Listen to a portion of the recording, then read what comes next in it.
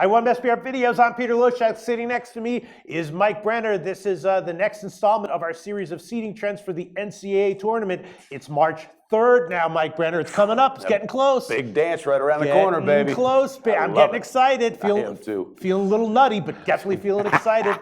And the topic of today is the 10-7 matchup. Now, this is interesting because you would assume, just based on the way the 12-5 matchups go and the 11-6 matchups go, that when you get to 10-7, it's just a complete crapshoot. The 7 seeds have actually advanced 14 out of 20 games. Absolutely. Now, is that just sort of a fluke, or is that due to variance, or is there something to that? It might be something to that. I don't know that it's psychologically, or yeah, I think so. Psychologically is a good way to put it. And because looking over the results now, each of the last 3 years, 3 7 seeds have advanced, and they weren't that close. There were a few that were close, but there was one like Texas Arizona State in 2014. That one was close, but the rest of them were like 6, 7, 8, or 10-point wins. A couple of them were more than that. So maybe when we're doing our brackets, do we want to keep in mind maybe to pick 7 seeds to advance? What do you think? Maybe, because 3 or 4 7s last year won, and only one of them was a blowout. As far as ATS is concerned, 50-50, 10 and 10 over the last 5 years, which does make sense, right? Yeah. And it's interesting, what I've noticed is that when the faves, the margin covers tend to be favorites. So I think what we want to look for is like favorites that we think might have a substantial edge, and expect those guys to cover by margins, and everything else just sort of expect to be close around the spread. Exactly, yeah. Does that make sense to you? It sure does, And you have anything else to say? Go ahead. Well, I was just thinking about Steph Curry. He was the last one that took a number. I think if I'm correct, it was 10. It went to the Elite 8. Right. When he was with Davidson. So maybe what you want to look for is like 10 seeds, 9 seeds, we'll talk about in the next video, who have a star player, a premier player that's able to get it done. I mean, you can even go all the way back to, remember Valparaiso when they had the young Drew, Yeah, absolutely. Things of that nature, Pete, and it sticks its head out during this time of year. That's what I love about it. All right, and then the other thing we have to mention, which I'm sure people will wonder, when the 10 seed is the favorite, what does that mean over the past 5 years? 3-1 straight up. 3-1, saw that. Just 2-2 against the spread, though, but yeah. Oh, they're putting up a fight. They're in it. Yeah. If we see a 10 seed as the favorite, we don't know who the seeds will be, but I think maybe our first thought is pick them to advance in the bracket, right? Exactly. Yep.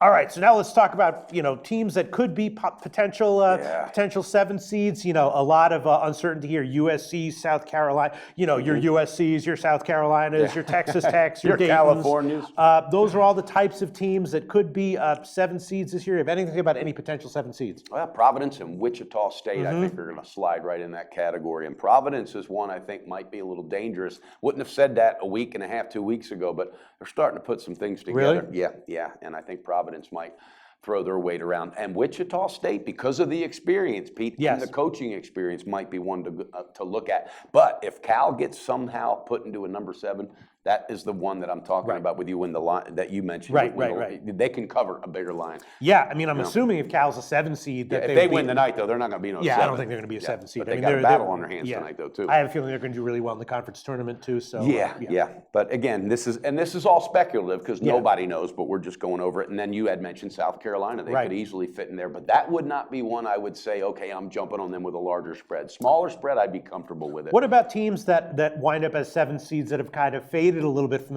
the middle of the year, like USC, right? USC was ranked, remember? Yes. Now they're falling. Dayton was doing great, covering game in and game out. All of a sudden they're losing repeatedly, right? Exactly. What do we think about teams like that? Maybe those are teams that we want to look for to fade. Fade. I would fade them, especially the ones you just mentioned. And there's every reason to. They haven't given us any reason not to. So Purdue could slip down, right? Yeah, and I didn't see that coming, but Purdue could slip down. They sure could. How about 10s? Well, I don't really think about who might be the 10 seeds because you don't even know who's going to make the tournament. I mean, those are a lot of bubble teams that might not even make it. I had looked at some stuff and thought it was interesting. And Yeah. Syracuse and Michigan could fit into that category. And if that is the case, and let's just say you get a Providence matched up against a Syracuse or a Michigan. All right, there's where the 10 will be favored that you're talking about earlier. Exactly. That's why I wanted to bring that up because I thought that was really interesting. I mean, even Seton Hall might be slipping down into that. You think so? Yeah, I see Seton Hall's like pretty good, and I mean they got to win over Xavier, right? Of course, yeah. And so that you think they're going to make them I think